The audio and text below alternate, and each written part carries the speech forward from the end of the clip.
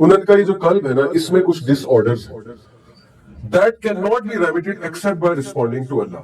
اور یہ ڈس آرڈرز نہیں ٹھیک ہو سکتے جب تک اللہ کو آپ رسپونڈ نہیں کریں۔ رسپونڈ سے کیا مراد ہے کہ جب اللہ بلا رہا ہے تو رسپونڈ کرو، اور اللہ 5 وقت تو بلاتا ہی ہے، ویسے بھی اللہ بلا رہا ہے۔ تہجد کے ٹائم پہ بھی آسمان پہ، پہلے آسمان پہ اللہ آتا ہے کہ کوئی ہے جو رسپونڈ کرے گا مجھے، کوئی ہے کہ جو چاہتا ہے کہ اس کی دعا قبول ہو جائے تو آ جاؤ۔ تو اللہ کو رسپونڈ جب تک نہیں یہ کل کرے گا، اس کے مسئلے حل، اس کے ڈس آرڈرز، یہ کون سے ڈس آرڈرز ہیں واللہ عالم، لیکن یہ حل نہیں ہونے والے۔ پھر کہا in it is a desolate feeling that cannot be removed except by intimacy with him in solitude. اس قلب کے اندر ایک desolate feeling ہے، feeling of emptiness ہے، خلا ہے، جو نہیں پوری ہوگی، ریموو نہیں ہوگی except by intimacy with him in solitude، جب تک انسان اکیلے میں رب کے ساتھ تعلق قائم نہیں کرے گی تو وہ خالی پن نہیں جائے گا، وہ ڈیزولیٹ فیلنگ نہیں جائے گی اس کی۔ وہ جس مرضی سے رابطہ کرتا پھرے، جب تک وہ اکیلے میں سولیٹیوڈ میں رب سے رابطہ نہیں کرے گا، یہ ڈیزولیٹ فیلنگ رہے گی۔ ان اٹ از سیڈنس، اس میں غم ہے، وچ ول ناٹ لیو، جو کہ ساری عمر نہیں جائے گا، except by happiness of knowing him, الا یہ کہ بندہ رب کو جان کر ہیپینس پائے۔ تو ہیپینس کا تعلق رب کو جاننے سے، یہ بہت بڑی بات ہے اگر آپ اس پہ غور کریں۔ اور اللہ کو جاننا کہاں سے ہے؟ قرآن مجید سے، نبی صلی اللہ علیہ وسلم کی حدیث سے، اللہ کے ایٹریبیوٹ سے آپ کے سامنے۔ توکل کی کوئی کتاب پڑھ لے بندہ تو ویسے ہی کتنی چھوٹی چھوٹی کتابیں، 20-25 پیجز کے آج کل کتابچے آئے ہوئے ہیں، کئی سورسز میں آپ کو بتاتا رہتا ہوں، کلام اللہ .com، islamhouse.net، مطلب اتنی زبردست سورسز ہیں جہاں PDF پڑھے ہوئے، اور دارالسلام وزٹ کریں، وہاں سے کتابیں دیکھ لیں۔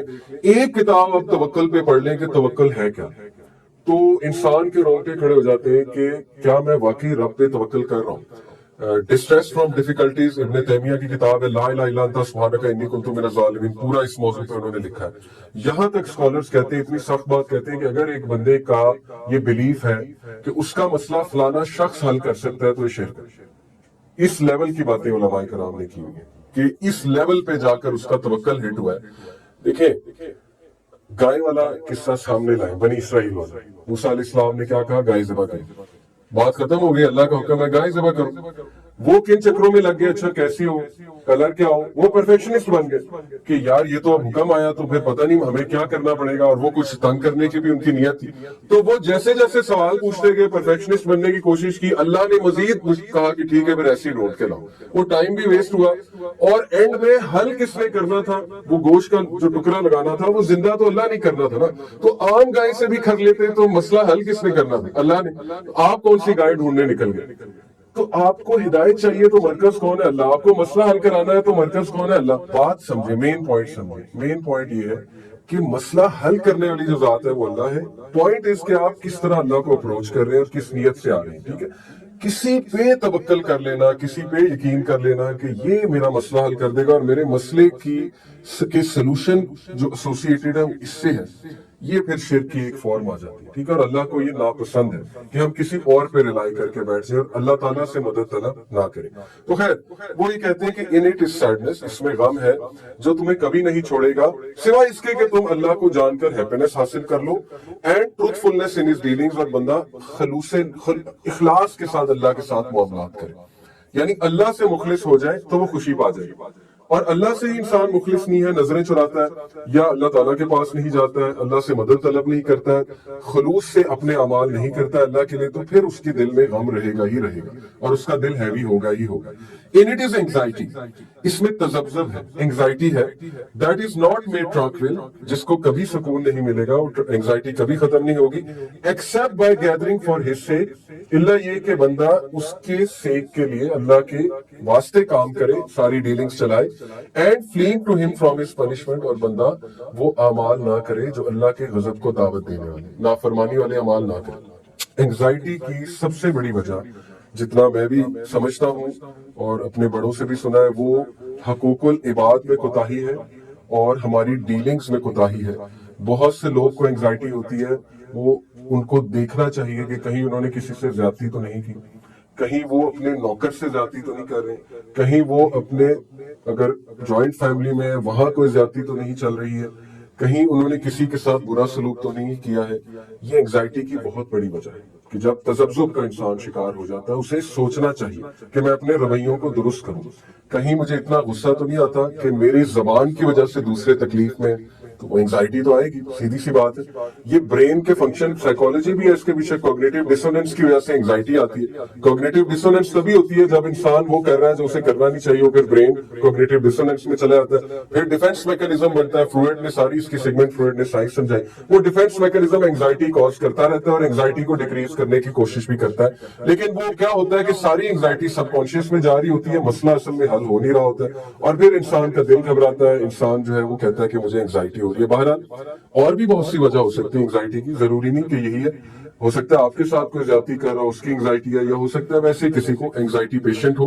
اس کی ہیریڈیٹری ریزنز بھی ہوتی ہیں، کچھ لوگوں کو انگزائٹی ویسے ہی ہوتی ہے تو وہ پھر ڈاکٹر کو دکھانا پڑے گا. لیکن اینی وے جو یہ کہہ رہے ہیں وہ یہ کہہ رہے ہیں کہ اس میں انگزائٹی ہے جس کو کبھی سکون حاصل نہیں ہوگا سوائے اس کے کہ وہ اللہ کے ساتھ خلوص نیت کے ساتھ چلے، اور یہ کہ وہ ایسے اعمال نہ کرے جو اس کو ناراض کرے، ورنہ انگزائٹی آئے گی، اسٹریس آئے گا، ڈیفینیٹلی آئے گا. پھر فرمایا in it is a fire, اس کے اندر ایک آگ ہے. کس چیز کی؟ ریگریٹ کی، ندامت. بہت سے لوگ ریگریٹ میں ہوتے ہیں، ساری عمر ریگریٹ میں ہوتے ہیں، تو وہ ریگریٹ کبھی نہیں ختم ہوگا. یہ ابن قیم کہہ رہے ہیں وہ آگ ریگریٹ کی کبھی ختم نہیں ہوگی سوائے by satisfaction with his commands, prohibitions and decrease, سوائے اس کے کہ آپ چپ کر کے اللہ کے احکامات کو، اس کی حرام کردہ چیزوں کو اور اس کے فیصلوں کو قبول کر لیں. اس کے علاوہ کوئی حل نہیں ہے اس فائر آف ریگریٹ کو مٹانے کا کہ مجھ سے یہ ہو گیا، پاسٹ میں نے یہ کر دیا، یا مجھ سے بہت بڑا گناہ سرزد ہو گیا. ٹھیک ہے، ندامت ایک حد تک اچھی بات ہے، لیکن اس ندامت کو بجانے کا طریقہ یہ ہے کہ آپ موو فارورڈ کریں، یہ سوچ کر کہ اللہ کے فیصلے تھے، اللہ تعالیٰ نے مجھے کچھ سکھانا تھا، اور پریزنٹ پہ فوکس کریں. تو جو تقدیر سے خوش نہیں ہے، اللہ کے فیصلوں سے خوش نہیں ہے، اللہ کی ڈسٹریبیوشن سے خوش نہیں ہے، اس میں وہ آگ، وہ بھڑک ریگریٹ کی کبھی ختم نہیں ہوگی. تو اس کا طریقہ یہ ہے کہ بندہ اللہ سے ملاقاتیں کر کے سکون میں آ جائے اور رب کے آگے سجدہ ریز ہو جائے اور رب کی رضا کو قبول کر لے. یہ ہمیں کرنا چاہیے بہت زیادہ. اسی لیے صبح شام کے اذکار میں رضیت باللہ ربًا وبالاسلام دینا وبمحمد صلی اللہ علیہ وسلم نبی، یعنی یہ دعا ہے 3 بار پڑھتے ہیں صبح اور شام. یہ ہماری کیا ہمارا ذہن بنا رہا ہے کہ میں راضی ہوں اللہ سے ایز مائی رب، اسلام سے ایز مائی ریلیجن، اور محمد صلی اللہ علیہ وسلم سے ایز مائی نبی. تو اللہ تعالیٰ بھی اس سے راضی ہو جاتا ہے. تو یہ پریکٹس ڈیلی سکھائی ہے ہمیں رسول اللہ نے کہ پڑھو، کیونکہ پڑھنے سے، زبان سے ادا کرنے سے ری انفورسمنٹ ہوتی ہے، ایسے بیٹھے بیٹھے نہیں ہوتی. تو روزانہ اپنے آپ کو یاد کرو، رضیت باللہ ربًا، رضیت باللہ ربًا، میں راضی ہوں اللہ کے فیصلوں. اور جو بندے اس کے زبان پہ یہ چیزیں جاری ہو جائیں گی تو پھر اللہ اس کو کافی ہو جائے. جو اللہ کے بارے میں ہم سوچیں گے ویسے ہی ہمارے ساتھ معاملات پیش آئیں گے.